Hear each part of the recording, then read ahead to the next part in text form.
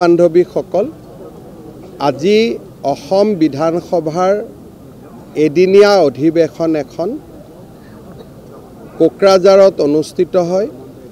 অসমৰ ৰাজ্যপাল লক্ষ্মণ প্ৰসাদ আচাৰ্য ডাঙৰীয়াই ৰাজ্যপালৰ ভাষণ বাজেট অধিৱেশনৰ প্ৰাৰম্ভণিতে সদনত আগবঢ়ায়।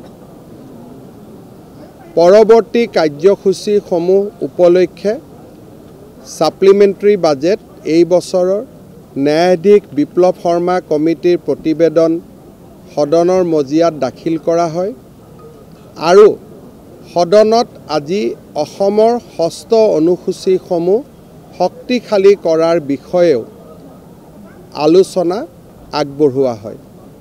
এই আলোচনাত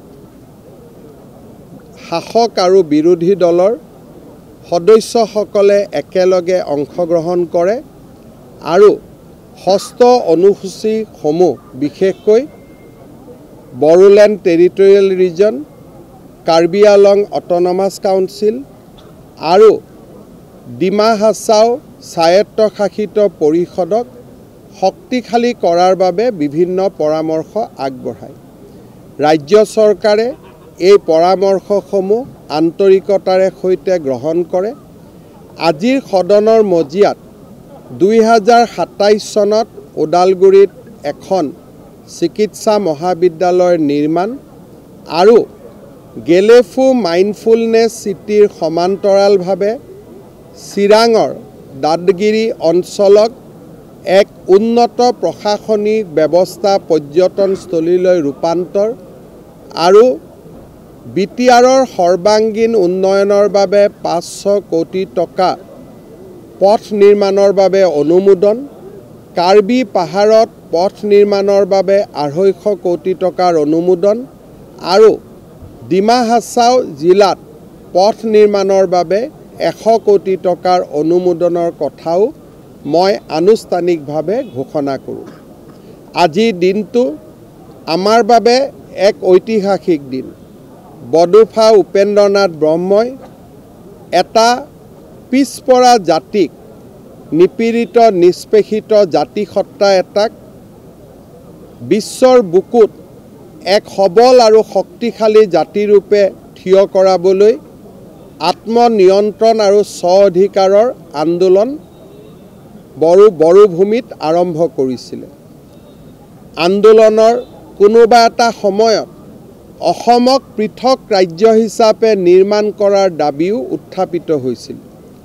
এটা সময়ত এই দাবীৰ সমৰ্থনত বড়োভূমিত বিশাল সংগ্ৰামৰ আৰম্ভণি হৈছিল আৰু পৰিঘটনাৰ মাজতেই বড়োলেণ্ডত বিভিন্ন জাতি জনগোষ্ঠীৰ মাজত হত্যা, হিংসা আৰু সন্ত্ৰাসৰ দাবানল জ্বলিছিল। প্ৰধানমন্ত্ৰী নৰেন্দ্ৰ মোদী আৰু গৃহমন্ত্ৰী অমিত শ্বাহ ডাঙৰীয়াৰ ঐকান্তিক প্ৰচেষ্টাত আৰু নিখিল বড়ো ছাত্ৰ সন্থা, বড়ো সাহিত্য সভা আৰু বড়ো ৰাজনৈতিক নেতাসকলৰ প্ৰচেষ্টাত আজি বড়োভূমি এক শান্তি আৰু সমন্বয়ৰ ভূমিলৈ ৰূপান্তৰিত হৈছে। অসমৰ অখণ্ডতা আৰু অসমৰ সমন্বয়ৰ প্ৰতীক অসম বিধানসভা আজি কোকৰাঝাৰৰ বড়োলেণ্ড স্বায়ত্তশাসিত পৰিষদৰ বিধান পৰিষদত অনুষ্ঠিত হৈছে। অসমৰ যি কোকৰাঝাৰৰ পৰা অসমক বিভাজনৰ আন্দোলন আৰম্ভ হৈছিল, সেই কোকৰাঝাৰতে আজি অসমৰ একতাৰ প্ৰতীক অসম বিধানসভা অনুষ্ঠিত হৈছে আৰু অসম বিধানসভায়ো আজিৰ অধিৱেশনত কি ধৰণে বড়োলেণ্ড স্বায়ত্তশাসিত পৰিষদক শক্তিশালী কৰিব পাৰি তাৰ বিষয়ে আলাপ আৰু আলোচনা কৰিছে। দৰাচলতে আজিৰ এই দিনটো বডোফা উপেন্দ্ৰনাথ ব্ৰহ্মৰ প্ৰতি এক বিশাল শ্ৰদ্ধাঞ্জলি। কৃতজ্ঞ অসমবাসী ৰাইজৰ হৈ মই আজি পুনৰ এবাৰ বডোফা উপেন্দ্ৰনাথ ব্ৰহ্মক শ্ৰদ্ধাঞ্জলি জনাইছোঁ আৰু তেখেতৰ আদৰ্শৰে আমি বড়ো জাতিক সকলো দিশৰ পৰা আগবঢ়াই লৈ যোৱাৰ সংকল্প আকৌ এবাৰ আমি একেলগে সামগ্ৰিকভাৱে গ্ৰহণ কৰিছোঁ। তাৰ লগে লগে বড়ো নেতৃত্বক আমাৰ বিটিআৰত বাস কৰা অনাবড়ো লোকসকলৰ কল্যাণ আৰু সামগ্ৰিক বিকাশৰ বাবে কাম কৰি যোৱাৰ বাবেও তেখেতসকলক মই আবেদন জনাইছোঁ। বড়ো আৰু অনাবড়োৰ মিলনৰ ভূমিৰূপে বড়োলেণ্ড অঞ্চল ভাৰতৰ ভিতৰতে এক বিকশিত আৰু উন্নত অঞ্চললৈ ৰূপান্তৰিত হ'ব, তাৰ বিশ্বাসো আজি আমি সামগ্ৰিকভাৱে সদনে বড়ো ৰাইজ আৰু বড়োলেণ্ডত বাস কৰা সকলো শ্ৰেণীৰ ৰাইজৰ মাজত অৰ্পণ কৰিছোঁ। প্ৰত্যেকজন মুখ্যমন্ত্ৰীৰে এটা সময় থাকে, যিটো সময় তেওঁ উৰেটো জীৱন আনন্দৰে সৈতে সোঁৱৰণ কৰে, যাক নেকি ইংৰাজীত হাই পইণ্ট অফ হিজ কেৰিয়াৰ বুলি কোৱা হয়। অৰ্থাৎ এজন ব্যক্তিৰ জীৱনৰ, এজন ব্যক্তিৰ প্ৰফেশ্যনেল জীৱনৰ আটাইতকৈ উচ্চতম সফলতাৰ বিন্দু। মই ভাবোঁ এখন অখণ্ড অসমৰ সমন্বয়েৰে পৰিপূৰ্ণ মহা অসমৰ প্ৰতিচ্ছবি আজি কোকৰাঝাৰৰ বিটিআৰ অঞ্চললৈ লৈ আহিবলৈ পোৱাটো মোৰ কেৰিয়াৰৰ, মোৰ ৰাজনৈতিক জীৱনৰ আটাইতকৈ সফলতাৰ মুহূৰ্ত। পৰম পিতাৰ ওচৰত মই ধন্যবাদ জনাইছোঁ যে নতুন প্ৰজন্মৰ অসমৰ বাবে আমি এখন সুৰক্ষিত সমন্বয়েৰে পৰিপূৰ্ণ মহান অসম এৰি থৈ যাব পাৰিম।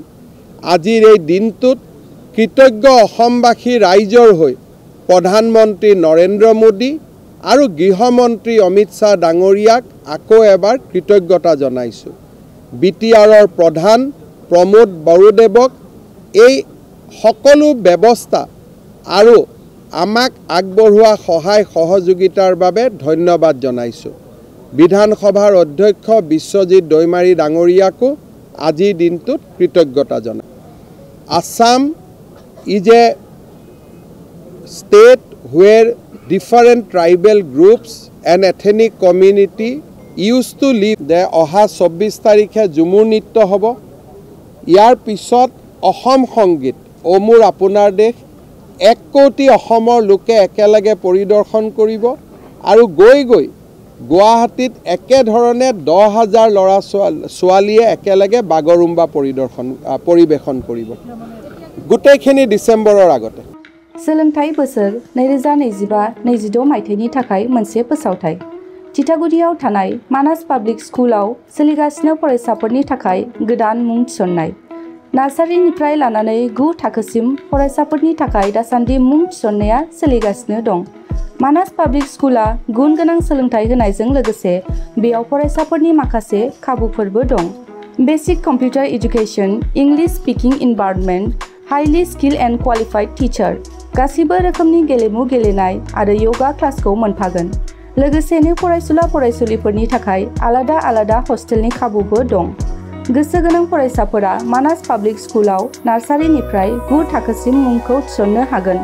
मुं थिसननायनि बागै आबुं बाथ्राखौ मिथिनोब्ला नोंथांमोनहा मानास पाब्लिक स्कुलनि जानबुं नाम्बार 6000489621 नङाब्ला 9706475349 आव थोंजोङै सुलाद लानो हागोन।